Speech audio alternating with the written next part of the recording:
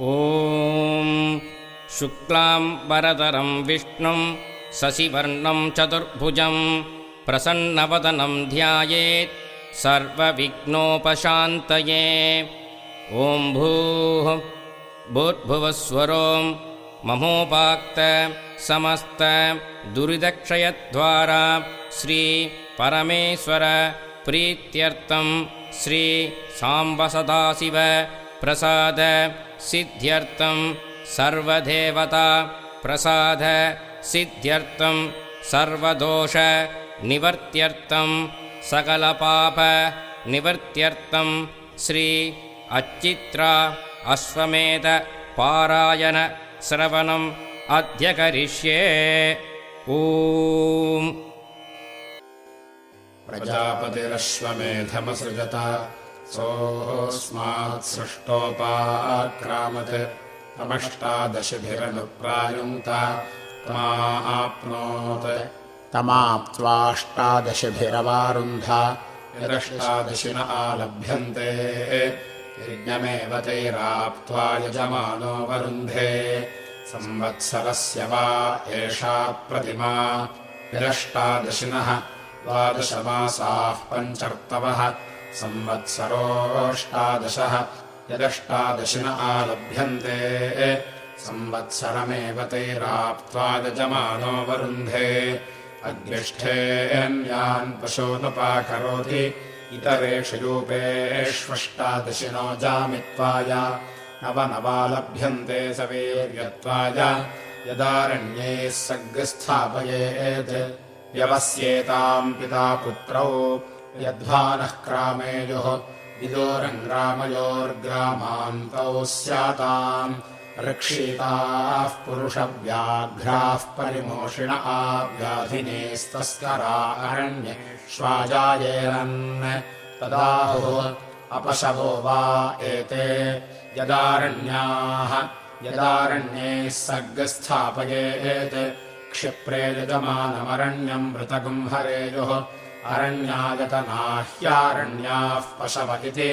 यत्पशून्नालभेत अनवरुद्धा अस्य पशवः स्युः। यत्पर्यग्निकृतानुत्सृजेत् यज्ञवेषसङ्कुर्यात् यत्पशूनालभते तेनैव पशूनवरुन्धे। यत्पर्यग्निकृतानुत्सृजत्ययज्ञवेषसाय अवरुद्धा अस्य पशवो भवन्ति। न यज्ञवेषसम्भवति न यजमानमरण्यम् मृतगुम् हरन्ति ग्राम्यैः सर्गस्थापयति। एते वै पशवः क्षेमो नाम सम्पिता पुत्राववस्यतः समध्वानः क्रामन्ति समन्तिकम् ग्रामयोर्ग्रामान्तौ भवतः नर्क्षीकाः पुरुषम् व्याघ्राः परिमोषिण आव्याधिनेस्तस्करा अरण्येष्वाजायन्ते। प्रजापतिरकामयतो भौ लोकावरुन्धीयेति स एतानुभयान् पशून् पश्यत्। ग्राम्यागिश्चारण्यागिश्च तानालभत तैर्वै स उभौ लोकाववारुन्ध। ग्राम्यैरेव पशुभिरिमम् लोकमवारुन्ध। आरण्यैरमम् यद्ग्राम्यान् पशूनालभते इममेव तैर्लोकमवरुन्धे। यदारण्यान् अमन्तैः अनवरुद्धो वा एतस्य संवत्सर इत्याहुः। य इतश्चातुर्मास्यानि संवत्सरम् प्रयुङ्क्त इति एतावान् वै संवत्सरः। यच्चातुर्मास्यानि यदेते चातुर्मास्याः पशव आलभ्यन्ते प्रत्यक्षमेव तैः संवत्सरम् यजमानो वरुन्धे। दिवा एष प्रजया पशुभिर्युध्यते यः संवत्सरम् प्रयुङ्क्ते। संवत्सरः सुवर्गो लोकः सुवर्गम् तु लोकम् नापराध्नोति। प्रजा वै पशव एकादशिनी यदेत ऐकादशिनाः पशव आलभ्यन्ते साक्षादेव प्रजाम् पशून् यजमानो वरुन्धे। प्रजापतिर्विराजमसृजत सा सृष्टाश्वमेधम् प्राविशत् ताम् दशिभिरनुप्रायुङ्क्त तामाप्नोत् तामाप्त्वा दशिभिरवारुन्ध। यद्दशिन आलभ्यन्ते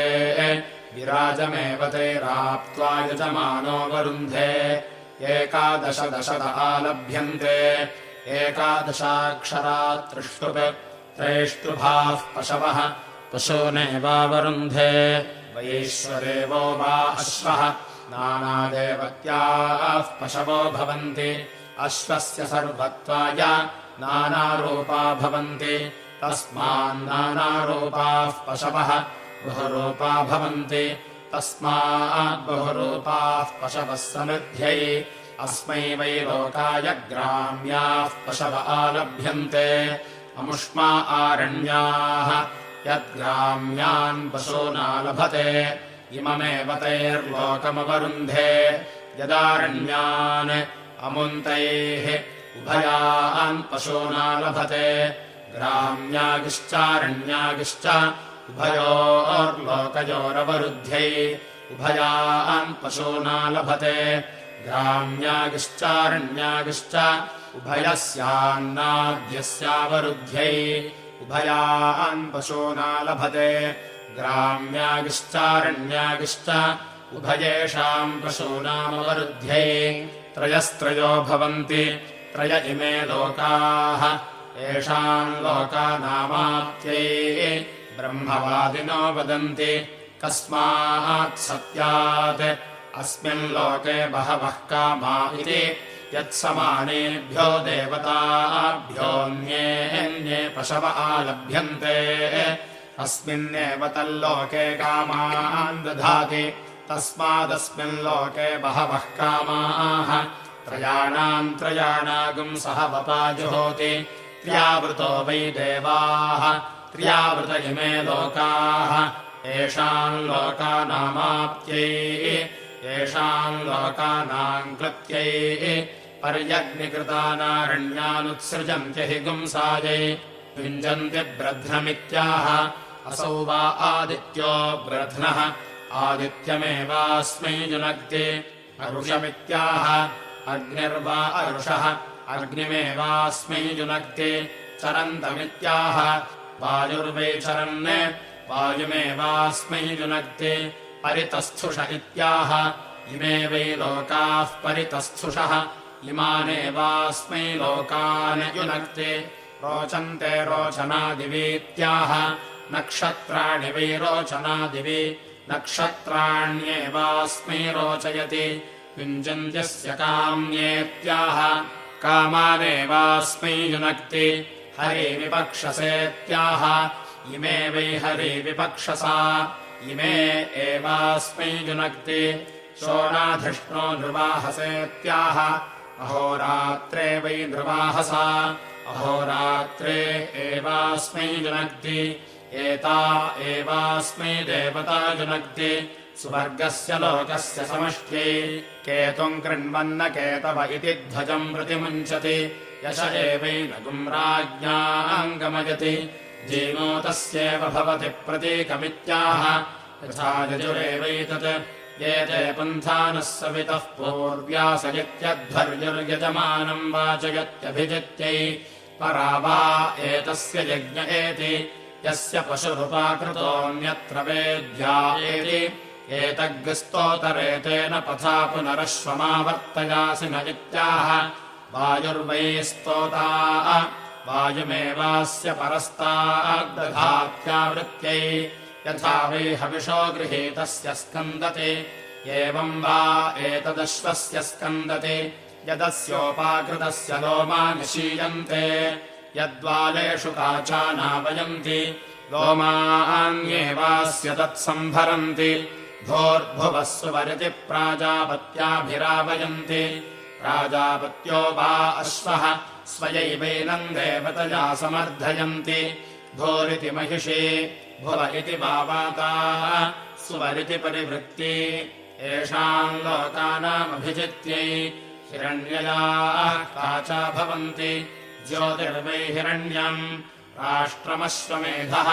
ज्योतिश्चैवास्मै राष्ट्रम् च समीची दधाति सहस्रम् भवन्ति सहस्रसंमितः सुवर्गो लोकः सुवर्गस्य लोकस्याभिजित्यै अपवा एतस्मात् तेज इन्द्रियम् पशवः श्रेः क्रामन्ति योऽश्वमेधेन यजते वसवस्त्वाञ्जन्तु गायत्रेण छन्दसेति महिष्यभ्यनक्ति तेजो वा आज्यम् तेजो गायत्री तेजसैवास्मै तेजो वरुन्धे रुद्रास्त्वाञ्जन्तु त्रैष्टुभेन छन्दसेति भावाता तेजो वा आज्यम् इन्द्रियम् दृष्टुभ तेजसैवास्मा इन्द्रियमवरुन्धे आदित्यास्त्वाञ्जन्तु जागतेन छन्दसेति परिभृत्ति तेजो वा आज्यम् पशवो जगति तेजसैवास्मै पशूनवरुन्धे पत्नयोऽभ्यञ्जन्ति श्रिया वा एतद्रूपम् यत्पत्नयः श्रियमेवास्मिन् तद्दधति नास्मात्तेज इन्द्रियम् पशवः श्रीरपक्रामन्ति लाजी छाची यशो मामा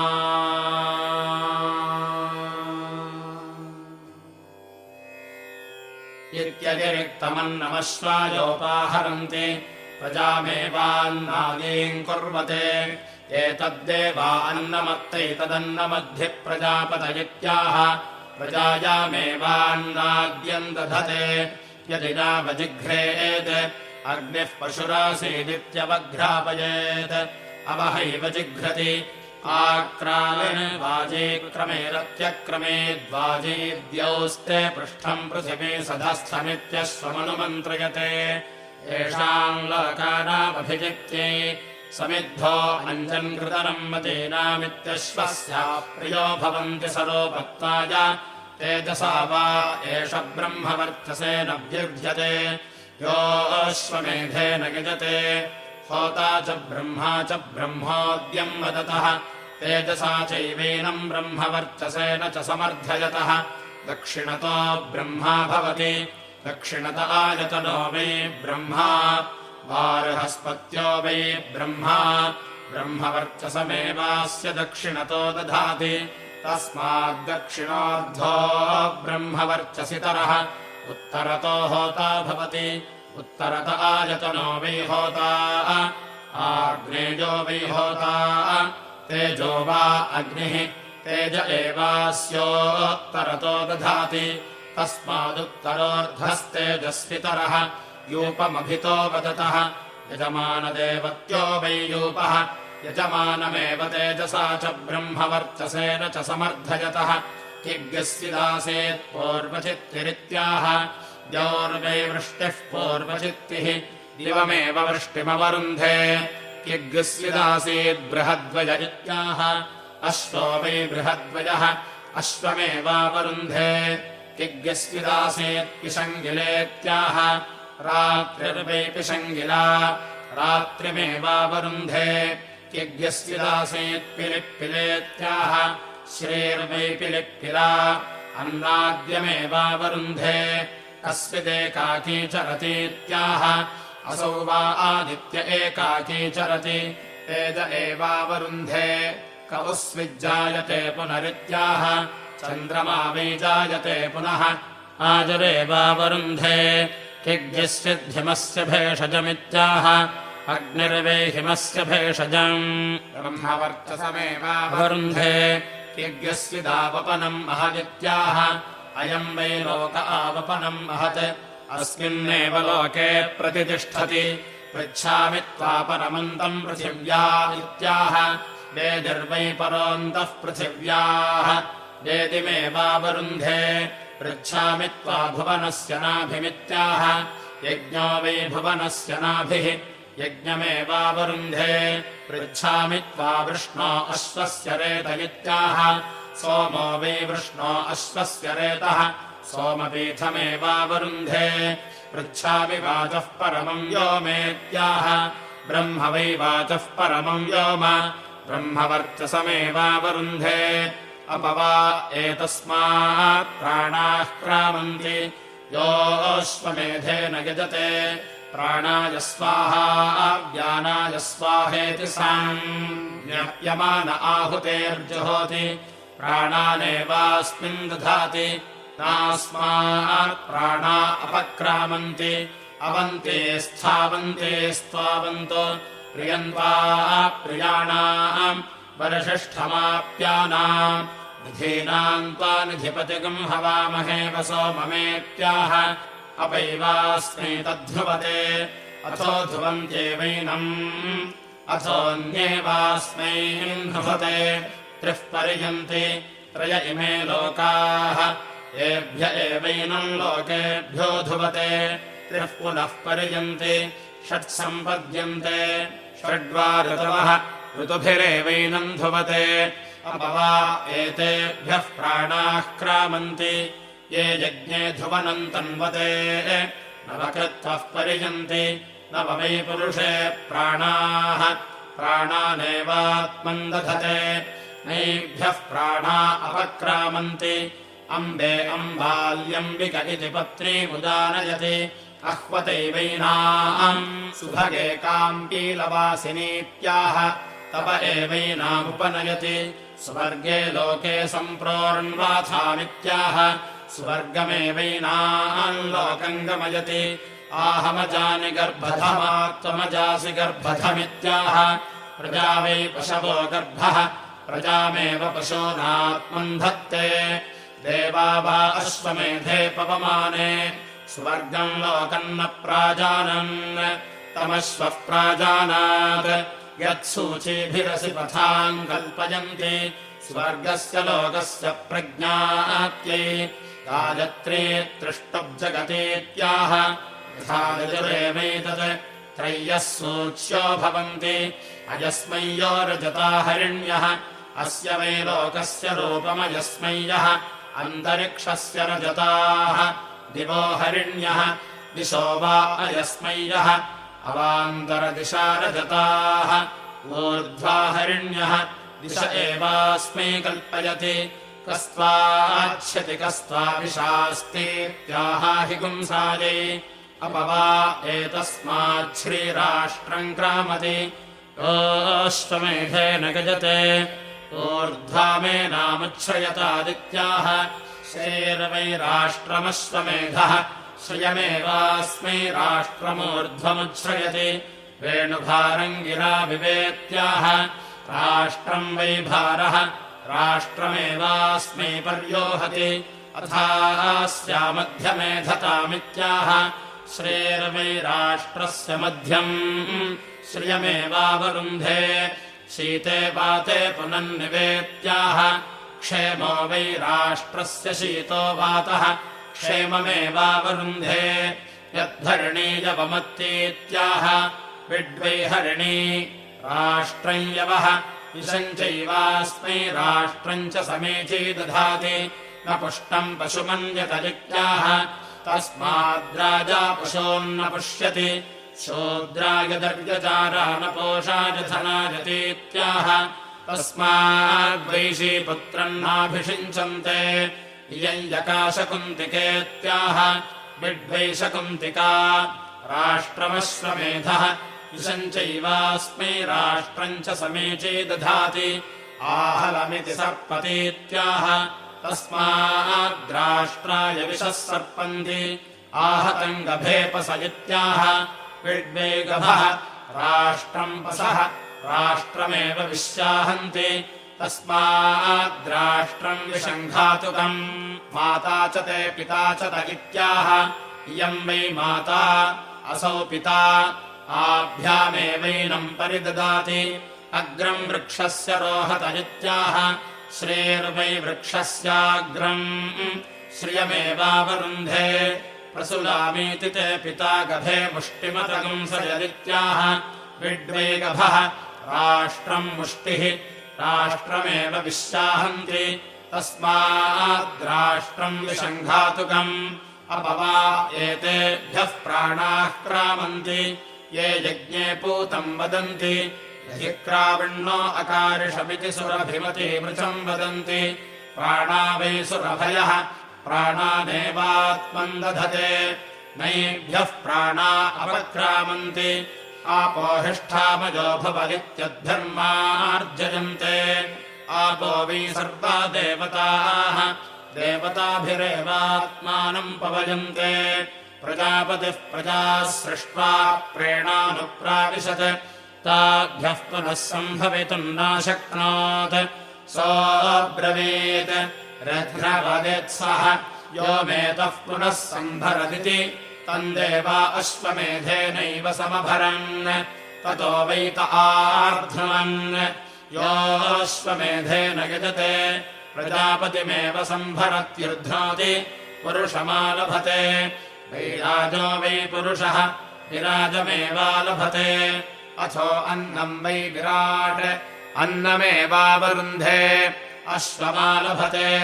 प्राजापत्यो वा अश्वः प्रजापतिमेवालभते अथो श्रीर्वा एकशफम् श्रियमेवावरुन्धे गामालभते यज्ञो वै गौः यज्ञमेवालभते अथो अन्नम् वै गौः अन्नमेवावरुन्धे अजावी आलभते भूम्ने अथो पुष्टिर्वै भूमा पुष्ट्यमेवावरुन्धे पर्यग्निकृतम् पुरुषम् चारण्यागश्चोत्सृजन्ति हि पुंसायै उभौ वा एतौ पशू आलभ्येते यश्चापमो यश्च परमः ते सोभये यज्ञे बद्धाः अभीष्टा अभिप्रीताः अभिजिता अभिहुता भवन्ति नैनन्दाङ्क्षमः पशवो यज्ञे बद्धाः अभीष्टा अभिप्रीताः अभिजिता अभिहुता हि पुंसन्ति योऽश्वमेधेन यजते य उचैनमेवम् वेद प्रथमेन वा एष स्तोमेन राध्वा चतुष्टोमेन कृतेनायानामुत्तरेहन् एकविपुंसे प्रतिष्ठायाम् प्रतिष्ठति एकविपुंसात् प्रतिष्ठाया ऋतोऽनन्वारोहति ऋतवो वै पृष्ठानि ऋतवः संवत्सरः ऋतुष्वेव संवत्सरे प्रतिष्ठाय देवता अभ्यारोहति शक्परयः पृष्ठम् भवन्त्यन्यदन्यच्छन्दः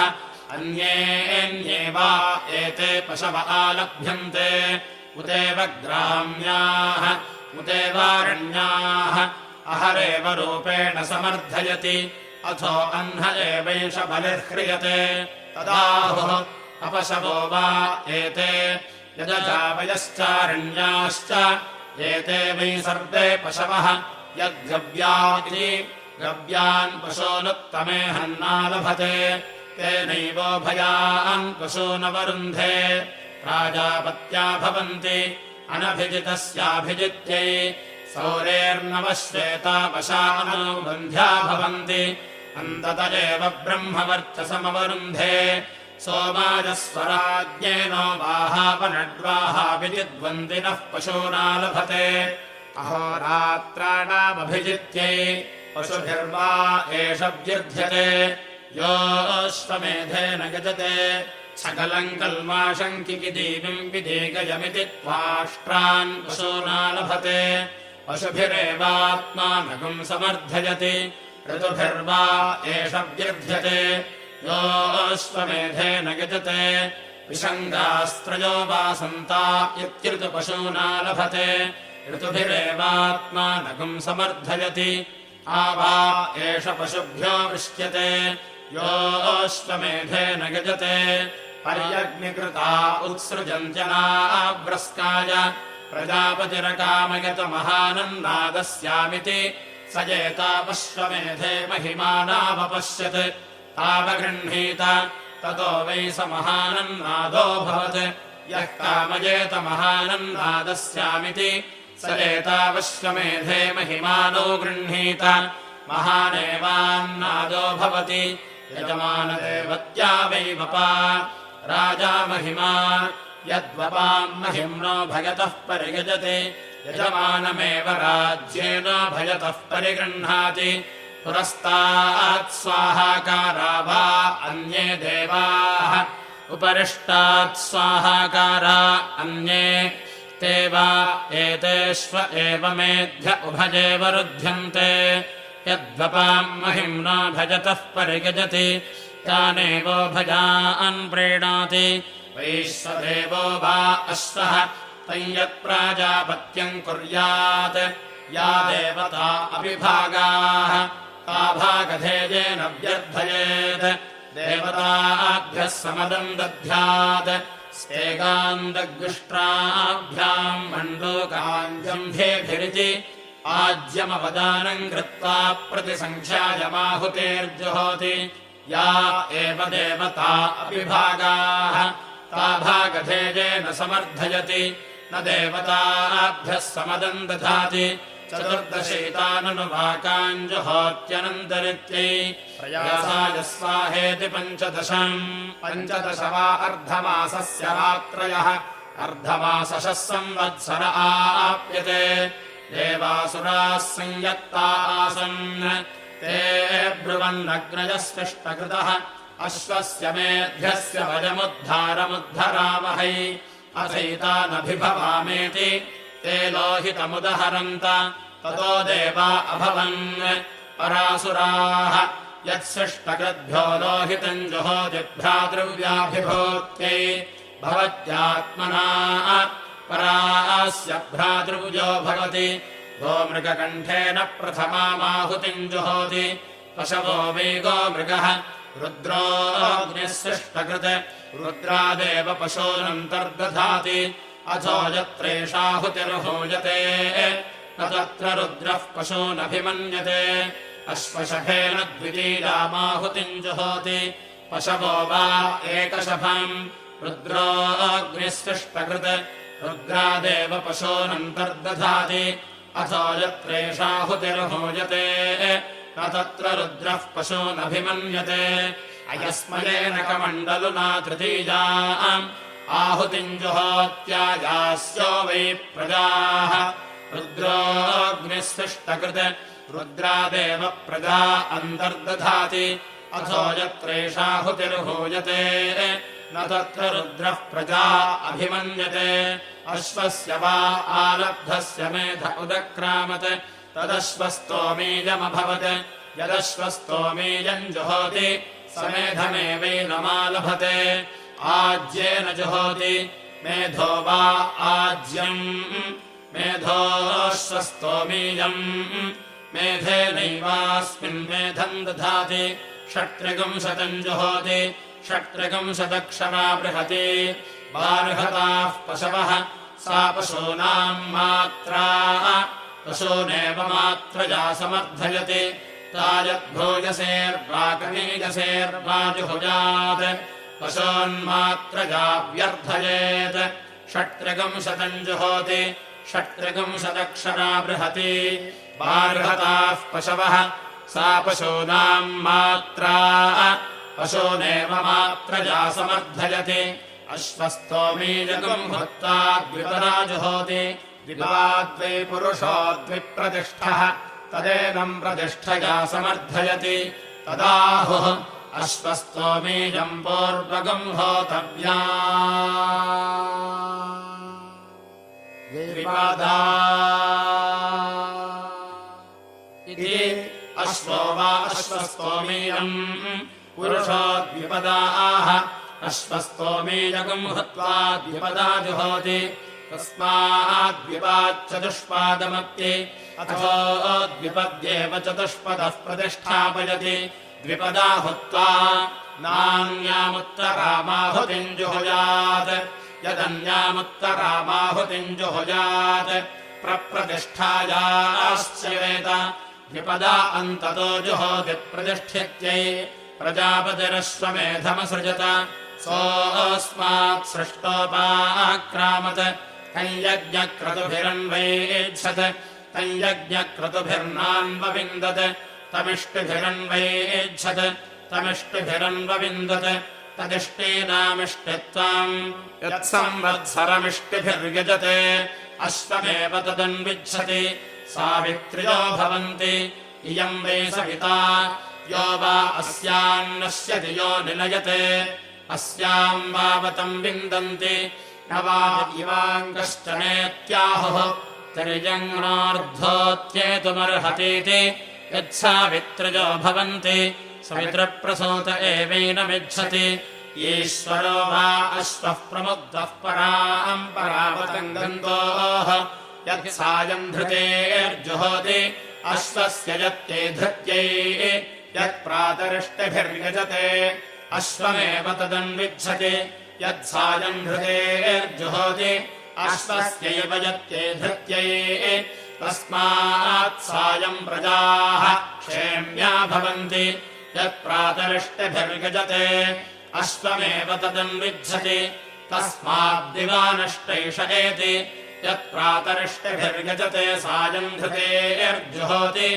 अहोरात्राभ्यामेवैनमन्विच्छति अथो अहोरात्राभ्यामेवास्मै योगक्षेमम् कल्पयति अपवा एतस्मात् श्रीराष्ट्रम् ग्रामति योऽश्वमेधेन यजते ब्राह्मणौ वीणागाथिनौ गायतः श्रिया वा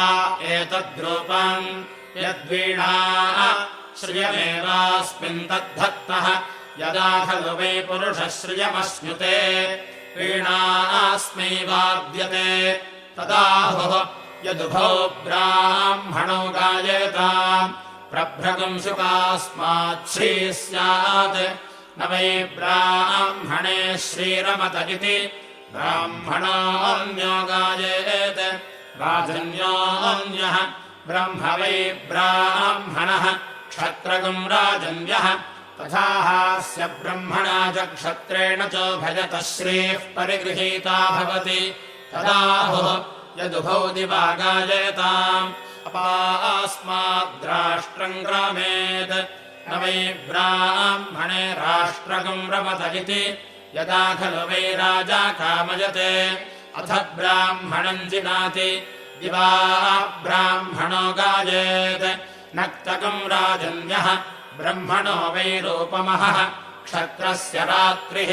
तथा हास्य ब्रह्मणा च क्षत्रेण चोभयतो राष्ट्रम् परिगृहीतम् भवति इत्यददा इत्ययजथा इत्यपचगिति ब्राह्मणो गायेत् इष्टापूर्तम् वै ब्राह्मणस्य इष्टापूर्तेनैवैनगुम् स समर्थयति इत्यजिना इत्ययुध्यथा इत्यमुगुम् सङ्ग्राममहन्निति राजन्यः युद्धम् वै राजन्यस्य युद्धेनैवैनगुम् स समर्थयति अकृत्वा वा एतस्यर्थवदित्याहुः योऽश्वमेधेन यजत इति तिस्रोऽन्यो गायति तिस्रोऽन्यः षट्सम्पद्यन्ते षड्वा ऋतवः ऋतोनेवास्मै कल्पयतः ताभ्यागम् सर्गस्थायाम् अनोयुक्ते च शते च ददाति सतायुः पुरुषः शतेन्द्रियः आयुष्येवेन्द्रिये प्रतितिष्ठति सर्वेषु वा येषु लोकेषु मृत्यवोऽन्वायत्ताः तेभ्यो यदाहुतिर्न जुहुयात् लोके लोकजेनम् मृत्युर्विन्देत् मृत्यवे स्वाहा मृत्यवे स्वाहेत्यभिपूर्वमाहुतिर्जुहोति लोकाल्लोकादेव मृत्युमवयजते नैनम् लोके लोके मृत्युर्विन्दति यदमुष्मै स्वाहामुष्मै स्वाहेति जुह्वत्सञ्चक्षीत बहुम् मृत्युममित्रम् कुर्वीत मृत्यवे स्वाहेत्येकस्मा एवैकाम् जुहुयात् एको वा अमुष्मिल्लोके मृत्युः अशनया मृत्युरेव तमेवामुष्मिल्लोके वयजते भ्रूणहत्यायै स्वाहेत्यवभृथ आहुतिम् जुहोति भ्रूणहत्यामेवावयजते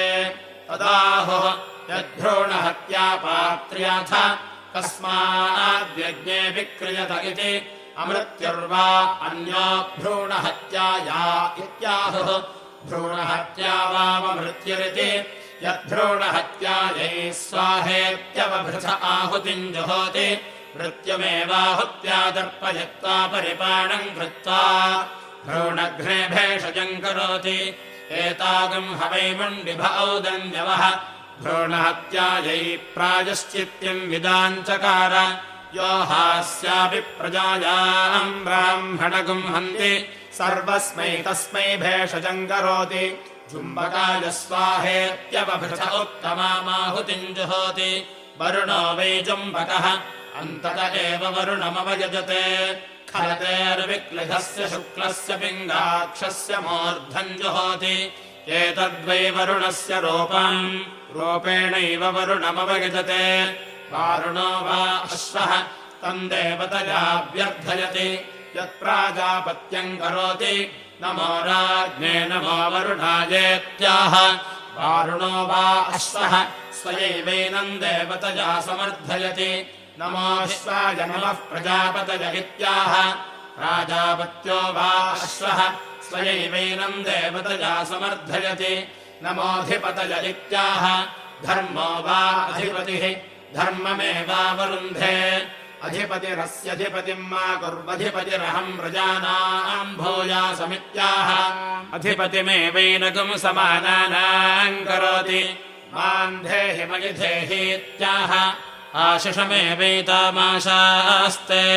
उपाकृताय स्वाहेत्युपाकृते जुहोति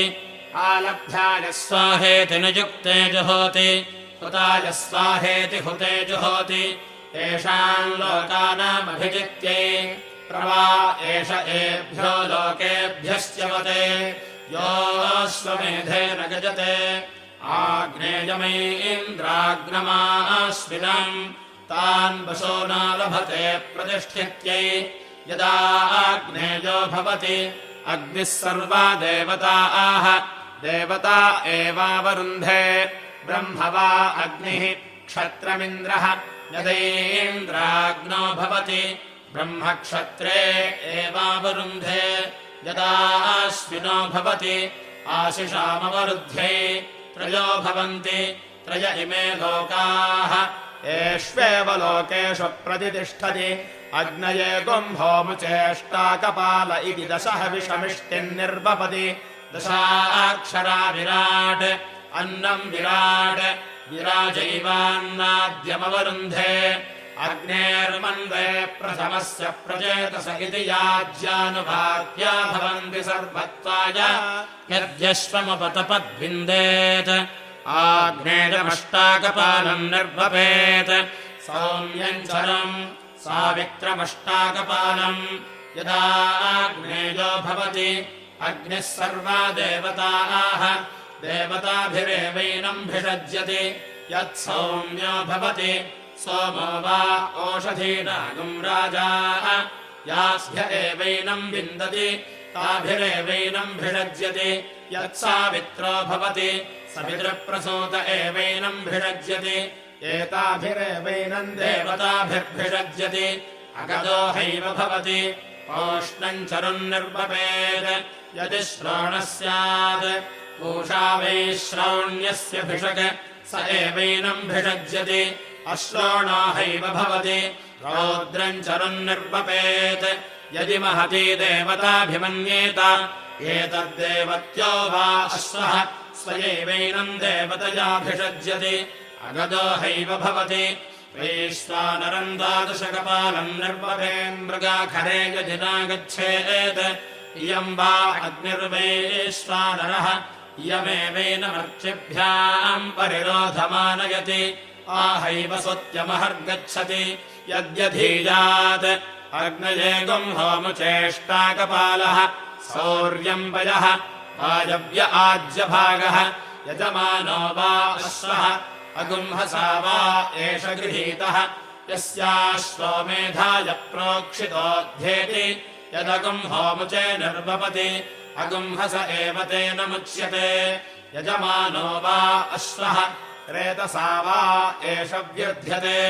यस्याश्वमेधाय प्रोक्षितोऽध्येति सौर्यगुम् रेतः यत्सौर्यम् पयो भवति रेतसैवैनगुम् स समर्थयति यजमानो वा अश्वः गर्भैर्वा एष व्यर्थ्यते यस्याश्वमेधाय प्रोक्षितोऽध्येति वायव्या गर्भाः यद्वायव्य आज्यभागो भवति गर्भैरेवैनगुम् स समर्थयति अथो यस्यैषाश्वमेधे प्रायश्चित्तिः क्रियते इष्ट्वावसीजान् भवति तदाहुः द्वादश ब्रह्मोदनान् सर्गस्थिते निर्वपेत् द्वादशभिर्वेष्टिभिर्यजेतेति यदिष्टिभिर्यजेत उपनामकयेन यज्ञः स्यात् पापीयागुस्तु स्यात् आप्तानि वा एतस्य छन्दागुंसि य ईजानः तानि क एतावदाशु पुनः प्रयुञ्जीतेति सर्वा वै सग्रस्थिते यज्ञे वागाप्यते साप्ता भवति जातयाम्नि क्रूरीकृते वहि भवत्यनुष्कृता सा न पुनः प्रयुज्येत्याहुः द्वादशैव ब्रह्मोदनान् सग्रस्थिते निर्वपेत् प्रजापतिर्वा ओदनः यज्ञः प्रजापतिः उपनामुकजेन यज्ञो भवति न पापीजान् भवति 12 भवन्ति 12 मासाः संवत्सरः संवत्सर एव प्रतिष्ठति एष वै विभोर्नाम यज्ञः सर्वगं हवै तत्र विभु भवति यत्रैतेन यज्ञेन यजन्ते एष वै प्रभोर्नाम यज्ञः सर्वगं हवै तत्र प्रभु भवति यत्रैतेन यज्ञेन यजन्ते एष वा ऊर्जस्वान्नाम यज्ञः सर्वगं हवै तत्रोर्जस्वद्भवति यत्रैतेन यज्ञेन यजन्ते एष वै पयस्वान्नाम यज्ञः सर्वगं हवै तत्र पयस्वद्भवति यत्रैतेन यज्ञेन यजन्ते एष वै विधृतो नाम यज्ञः सर्वगं हवै तत्र विधृतं भवति यत्रैतेन यज्ञेन यजन्ते एष वै व्यावृत्तो नाम यज्ञः सर्वगं हवै तत्र व्यावृत्तं भवति यत्रैतेन यज्ञेन यजन्ते एष वै प्रतिष्ठितो नाम यज्ञः सर्वगं हवै तत्र प्रतिष्ठितं भवति यत्रैतेन यज्ञेन यजन्ते एष वै तेजस्वी नाम यज्ञः सर्वगं हवै तत्र तेजस्वी भवति यत्रैतेन यज्ञेन यजन्ते एष वै ब्रह्मवर्चसी नाम यज्ञः आहवै तत्र ब्राह्मणो ब्रह्मवर्चसी जायते यत्रैतेन यज्ञेन यजन्ते एष वा दिव्याधी नाम यज्ञः आहवै तत्र राजन्योदिव्याधी जायते यत्रैतेन यज्ञेन यजन्ते एष वै दीर्घो नाम यज्ञः दीर्घायुषो हवै तत्र मनुष्या भवन्ति यत्रैतेन यज्ञेन यजन्ते एष वै क्लुप्तो नाम यज्ञः कल्पते हवै तत्र प्रजाभ्यो योगक्षेमः यत्रैतेन यज्ञेन यजन्ते तार्प्येणाश्वंसाम् व्यपयन्ति यज्ञो वै तार्प्यम् यज्ञेनैवैनगम् समर्थयन्ति यामेन साम्ना प्रस्तोतानोपतिष्ठते लोकमेवैनम् गमयति तार्प्ये च कृत्यधिवासे चाश्वगंसाम् व्यपयन्ति एतद्वै पशूनागम् रूपम् रूपेणैव पशूनवरुन्धे हिरण्यकशिपु भवति तेजसोपरुध्ये रुक्मो भवति सुवर्गस्य लोकस्यानुक्षात्यै अश्वो भवति प्रजापतेराप्यै अस्य वै लोकस्य रूपन्तार्प्यम् अन्तरिक्षस्य कृत्यधिवासः दिवो हिरण्यकशिपो आदित्यस्य रुक्मः प्रजापतेरश्वः इममेव लोकन्तार्प्येणाप्नोति अन्तरिक्षम् कृत्यधिवासेन दिवगम् हिरण्यकशिपुना आदित्यगम् रुक्मेण अष्टेनैव मेध्येन प्रजापतेः सायुज्यगम् स लोकतामाप्नोति एतासामेव देवतानागम् सायुज्यम् सार्ष्टिरागम् समानलोकतामाप्नोति याश्वमेधेन यजते यौचैनमेवम् वेद आदित्याश्चाङ्गिरसश्च सुवर्गे लोके स्पर्धन्त तेऽङ्गिरस आदित्येभ्यः अममादित्यमश्वग्गश्वेतम् भूतम् दक्षिणामनयन् ते ब्रुवन् यन्नानेष्ट सवर्यो भोदिति तस्मादश्वगम् सवर्येत्याह्वयन्ति तस्माद्यज्ञे वरोदीयते यत्प्रजापतिरालब्धोऽश्वो भवत् तस्मादश्वो नाम यश्वयदरुरासीत् तस्मादर्वा नाम यत्सद्यो वाजान् समजयत् तस्माद्वाजी नाम यदसुराणाम् लोकानादत्त तस्मादादित्यो नाम अग्निर्वा अश्वमेधस्य योनिरायतनम् सोऽर्योऽग्नेर्योनिरायतनम् यदश्वमेधेऽग्नौ जित्य उत्तरवेदिमुपपपति योनिमन्तमेवैनमायतनवन्तम् करोति योनिमानायतनवान् भवति य एवम् वेद प्राणापानौ वा एतौ देवानाम् यदर्काश्वमेधौ प्राणापानावेवावरुन्धे ओजोबलम् वा एतौ देवानाम् यदर्काश्वमेधौ ओजोबलमेवावरुन्धे अग्निर्वा अश्वमेधस्य योनिरायतनम् सोऽर्योऽग्नेर्योनिरायतनम् यदश्वमेधेऽग्नौ चित्य उत्तरवेदिम् चिनोति तावर्काश्वमेधौ अर्काश्वमेधावेवावरुन्धे अथो अर्काश्वमेधयोरेव प्रतिष्ठति प्रजापतिम् वै देवाः पितरम् वशुम्भूतम् मेधाया लभन्त तमालभ्योपावसन् राजर्यष्टाः स्मः इति एकम् वा एतद्देवानामः यत्संवत्सरः तस्मादश्वः पुरस्तात् संवत्सर आलभ्यते यत्प्रजापतिरालब्धोऽश्वोऽभवत् तस्मादश्वः यत्साद्यो मेधो भवत् तस्मादश्वमेधः वेदुकोऽश्वमाशुम् भवति य एवम् वेद यद्वैतत्प्रजापतिरालब्धोऽश्वो भवत् तस्मादश्वः प्रजापतेः पशूनामनुरूपतमः आस्य पुत्रः प्रतिरूपो जायते य एवम् वेद सर्वाणि भूतानि संभृत्या लभते समेनम् देवास्तेजसे ब्रह्मवर्चसाय भरन्ति योऽश्वमेधेन यजते य उचैनमेवम् वेद एतद्वैतद्देवा एतान् देवताम् पशुम्भूतम् मेधाया लभन्त यज्ञमेव यज्ञेन यज्ञमयजन्त देवाः कामप्रयज्ञमकुर्वत ते मृतत्वमकामयन्त ते मृतत्वमगच्छन् योऽश्वमेधेन यजते देवानामेवाजनेनैति प्राजापत्येनैव यज्ञेन यजते कामप्रेण अपुनर्मानमेव गच्छति एतस्य वै रूपेण पुरस्तात् प्राजापत्यवृषभन्तो परम् बहुलोपमालभते